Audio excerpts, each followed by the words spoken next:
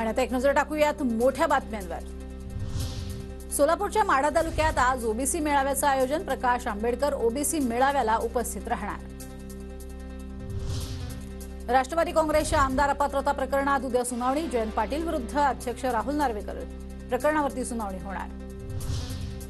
मुख्यमंत्री एकनाथ शिंदे आज सातारा दौऱ्यावरती। शंभूराज देसाईंचे चिरंजीव यशराज यांच्या शुभविवाह सोहळ्याला उपस्थित राहणार।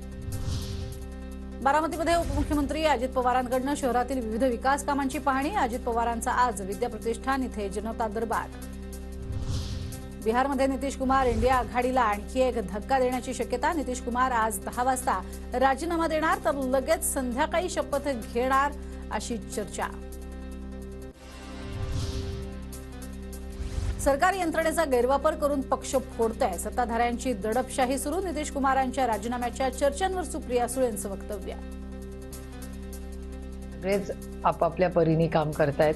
ही काही वैयक्तिक आमची कोणाशी लढाई नाही, आमची वैचारिक लढाई आहे। आणि जी दडपशाही दिल्लीमध्ये होते आणि ज्याच्याबद्दल काल आदरणीय पवार साहेब बोलले की इन्कम टॅक्स, सीबीआय, ईडी यंत्रणेचा गैरवापर करून पक्ष फोडणे, सत्ता फोडणे, घरं फोडणे हे करण्याचं जे काम सातत्याने सत्ताधाऱ्यांकडून होतंय त्याचा आम्ही जाहीर निषेध करतो।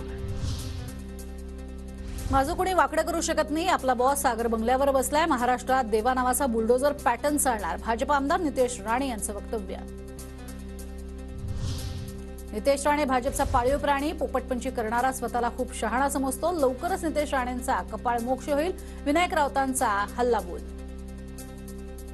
मोठे विश्वगुरू आहेत नितेश राणे, म्हणजे विश्वगुरू समजतात स्वतःला। पोपटपंची करणारा हा टिल्ल्या भारतीय जनता पक्षाने पाळलेला एक प्राणी आहे। त्यामुळे त्याच्या अंगामध्ये स्वतः नेतेपद एवढं मोठं भिनलेलं आहे। काही दिवसातच त्याचं कपाळ मोक्ष होईल।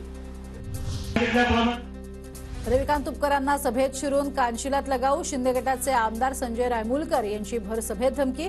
रविकांत तुपकर लोकसभेच्या रिंगणात। राजकीय वातावरण तापलं।